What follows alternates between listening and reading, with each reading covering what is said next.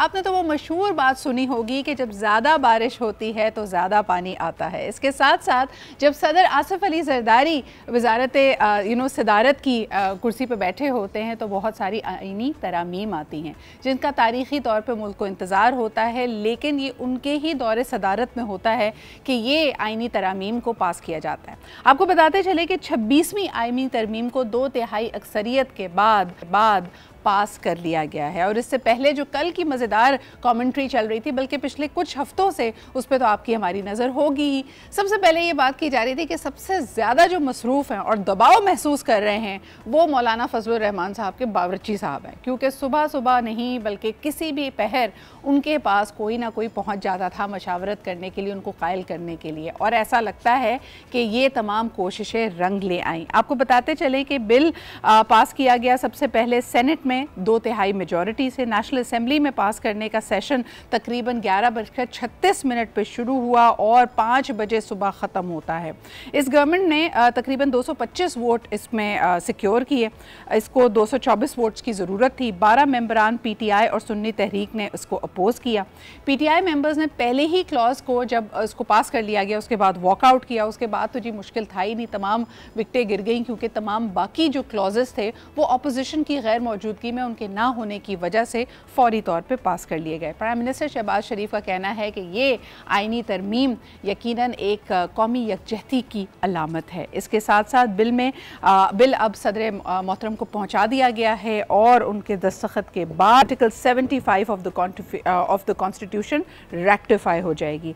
इस बिल में बहुत अहम अमेंडमेंट्स है, जिसमें ख़ास तौर पे चीफ़ जस्टिस की तैनाती के हवाले से सवाल है। चेयरमैन बिलावल भुट्टो ज़रदारी ने इसके बारे में गुफ्तगू करते हुए कहा था ये वो बात है जिस पे मोहतरमा बेनज़ीर भुट्टो शहीद ने वतन वापसी के वक्त वादा किया था आवाम से, तो ये उनके विजन का तसलसल है कि इसको पास किया जाएगा। अपोजिशन की तरफ से इसमें क्या रद्द अमल है वो आने वाले दिनों में सामने आएगा। जुम्मे के रोज़ हमने देखा कि मुल्क गिर एहतजाज का PTI ने कॉल दी थी, उसकी वजह से भी काफ़ी प्रॉब्लम्स रही, लेकिन अब पूरे पाकिस्तान में ये सुख का सांस भी लिया है कि चले जी ये बिल पास हो गया है ना, अब हो सकता है हमारा 3G 4G सही चले, क्योंकि इंटरनेट की जो बंदिश थी कहीं ना कहीं वो शायद इससे जुड़ती है। हमारे साथ इस वक्त मौजूद है बैरिस्टर वकास अब्रेज़। आइए उनसे गुफ्तगू करते हैं, जानते हैं कि लर्निटी में इस बिल के पास होने के बाद क्या रद्द अमल आया है। अस्सलाम वालेकुम वकास। वालेकुम अस्सलाम। जी वकास, क्या कहेंगे? एक नया दौर, एक नया सूरज तुलू हुआ है। प्राइम मिनिस्टर साहब और पार्लियामेंट का ये मानना है इस 26वीं आईनी तरमीम के बाद। आप बताइए कि इसमें लीगल फ्रेटर्निटी, क्योंकि इसमें सबसे अहम बात जो डिस्कस की जा रही थी term of the chief justice है, इसमें लीगल फ्रेटर्निटी का क्या रद्द अमल है? देखें सिदरा, इसमें जो 99% जो शिक्कें थी, आई डू एग्री, और हमारी लीगल फ्रेटर्निटी भी उससे ज़रूर एग्री करेगी। और जो आपने जिस शिक का हवाला दिया, you have absolutely put the nail on the head. सबसे ज़्यादा रिजर्वेशन ही इसी चीज़ के ऊपर है कि जो चीफ जस्टिस ऑफ पाकिस्तान की तकर्री की जाएगी, वो पार्लियामेंट के अंदर जो कमेटी बनाई जाएगी, वो कमेटी जो है चीफ जस्टिस ऑफ पाकिस्तान का तकर्रुर करेगी।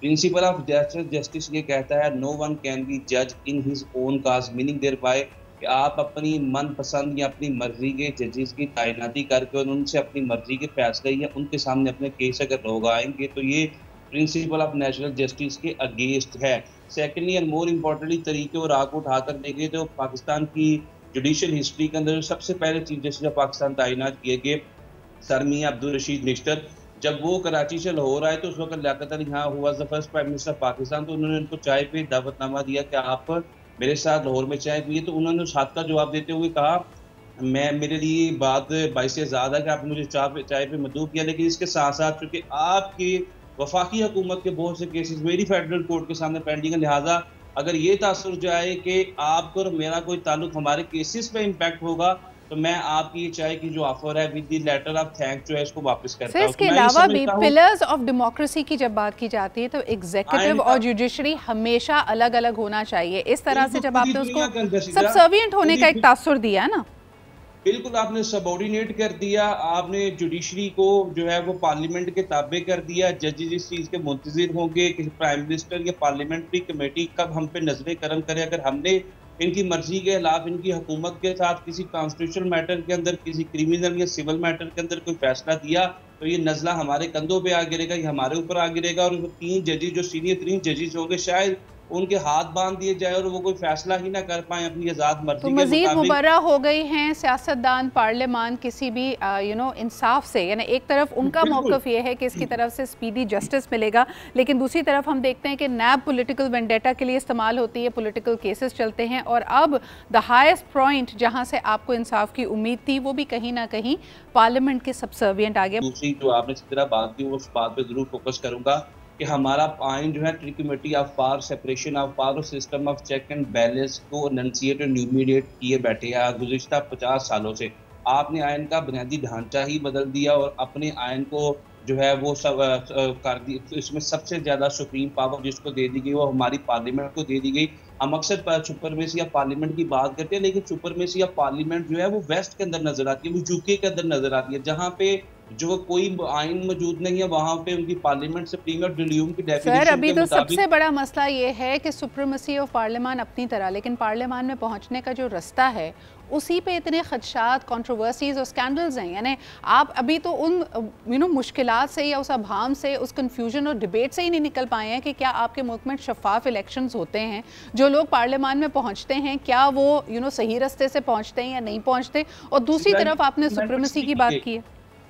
ये जितनी अमेंडमेंट्स की गई, अमेंडमेंट्स क्यों की गई? जो इसके अंदर चीफ जस्टिस की तकर्री पार्लियामेंट्री कमेटी करेगी, ये क्यों अमेंडमेंट की गई? क्योंकि दो तरफ से जो है ये एप्रीहेंशन और जॉपर्डी का इजहार किया गया था, वर्बली एक आजासी साहब की तरफ से, दूसरा बिलावल भुट्टो साहब की तरफ से। अगर मंसूर अली शाह जो है वो चीफ जस्टिस ऑफ पाकिस्तान बनेंगे तो 8 फरवरी को जो पाकिस्तान के दिन इंतखाबात हुए थे उसका कट्टा चट्टा खोल के अवाम के सामने आ जाएगा। और सेकेंडली मोर इम्पोर्टेंटली फॉर्म 45 और 47 की जो हुकूमतों का राज रखा जाता है पीटीआई की तरफ से, शायद वो भी चीज़ एक्सपोज होकर हमारे सामने आ जाए। ये जो हुकूमत जो है, जो मेरा ख्याल में जो मुझे भी बतौर स्टूडेंट ऑफ लॉ नजर आता है कि ये मैंडेट चोरी करके बनाई गई, ये हुकूमत भी ज़ेरे ज़मीन दफन हो जाए। तो मुझे ये लगता था कि अगर मंसूर अली शाह आ जाते हैं तो उनकी तकर्री के बाद जो है ये हुकूमत और इनकी जितनी भी इत्तेहादी जमातें हैं, they will fail themselves on the last line, और उनके लिए एक बड़ा कठिन और एक बड़ा दुश्वार मरहला जो था वो उनको फेस करना पड़ता है। ये सारी चीजें पाकिस्तान में की जाती हैं, इसके अंदर कोई पाकिस्तान के अदालती सिस्टम को बेहतर करने की बात नहीं की जाती। जो आप बातें कर रहे हैं Waqas, why did we not see the legal fraternity out protesting about it? जब ये इतना अहम आईनी तरमीम हो रही थी तो ये सिर्फ और सिर्फ एक सियासी मसला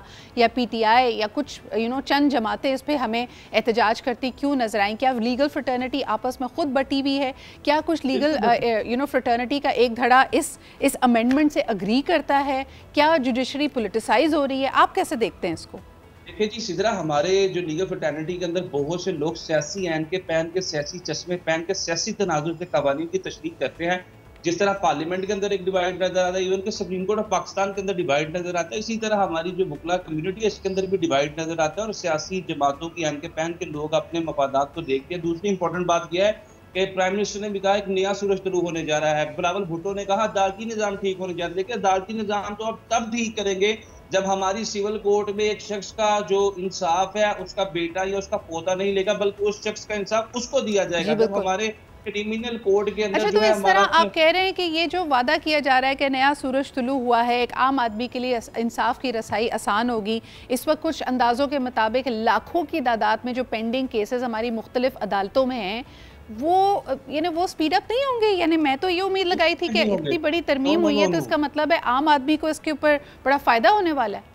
नॉट एट ऑल, किसी किस्म का फायदा नहीं होने वाला। पाकिस्तान की जो डिस्ट्रिक्ट कोर्ट्स हैं, सेशन कोर्ट्स हैं, सिविल कोर्ट्स हैं, कोर्ट्स ऑफ मजिस्टेरियल हैं, उनके अंदर किसी किस्म की कोई अमेंडमेंट्स नहीं की गई, किसी किस्म का बेनिफिट जो एक आम आदमी को नहीं दिया गया, ना हाई कोर्ट्स की सतह पे दिया गया। जो सारी की सारी चीजें की गई वो सुप्रीम कोर्ट के अंदर की गई। और सबसे इम्पोर्टेंट चीज ये की गई कि आइंदा आने वाले वक्त में कोई भी जो चीफ जस्टिस ऑफ पाकिस्तान होगा वो हुकूमत वक्त के अगेंस्ट किसी भी कॉन्स्टिट्यूशनल मैटर में फैसला नहीं देगा। फायदा तो तब होता, नया सूरज तो तब तलू होता कि कोई शख्स ये कहता कि अब मैं जुडिशियल सिस्टम से जो है वो तो मुझे बताएं इनडायरेक्टली कौन यहाँ पे ताकतवर हुआ है? देखें, अवाम ये समझ रही है, अवाम में ये तासुर पाया जाता है कि उनकी वोट की अहमियत नहीं है। जो फाइनली ताकत की और हुक्मरानी की कुर्सी पे बैठते हैं उसमें उनका से नहीं है। हम ये कह रहे हैं 58(2)B जब ख़त्म हुई तो सदर मोहतरम ने भी अपना ये जो उनके पास एक पावर मौजूद थी कि वो हुकूमत को तोड़ सकते हैं, असम्बली को तोड़ सकते हैं, वो भी वापस कर दी गई। 18वीं तरमीम के बाद विफाक कमज़ोर हुआ, सूबाई हुकूमतें पावरफुल हुई, लेकिन लोकल बॉडी तक डिवोल्यूशन ऑफ पावर्स नहीं हुआ। और अब ये 26वीं तरमीम जब होती है तो हमारे सामने ये आता है कि सुप्रीम कोर्ट यानी जो आपका हाईएस्ट कोर्ट है वो भी पार्लियामान को, सियासत को और हुकूमत वक्त को चैलेंज नहीं कर सकता उसके किसी भी फैसले के ऊपर। Who has become more powerful, people of Pakistan? नहीं, मुझे नहीं लगता कि पीपल ऑफ पाकिस्तान और मोर पावरफुल।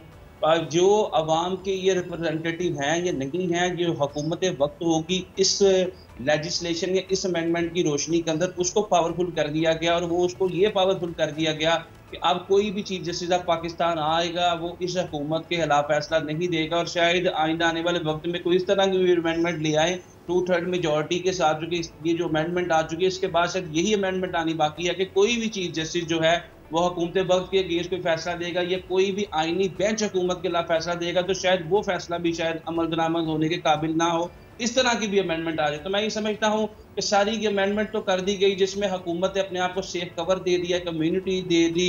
हमने माजी के अंदर देखा कि 3-4 जो हमारे प्राइम मिनिस्टर साहिबान को गलत तरीके से निकाल दिया गया, पनामा में डाला, हकामा में निकाला है। ये absolutely, you are absolutely spot on. क्या ये पर्टिकुलर अमेंडमेंट मिसयूज़ हो सकती है किसी भी हुकूमत के ख़िलाफ़? We will leave that to our viewers to decide. हुकूमत कह रही है कि नया सूरज तुलू हुआ है। Is it a new dawn और is it a dark day? We let our viewers decide. लेकिन आपके तबसरे का, आपका हमें मज़ीद चीज़ों से आगाह करने का बहुत बहुत शुक्रिया। Ladies and gentleman, it has been done. जो भी होना था वो तो हो चुका है, लेकिन इसके असरात क्या होंगे? क्या ये फिर एक गलत फ़ैसला था? क्या तारीख़ इसको किस तरह याद करेगी? That is yet to be scene.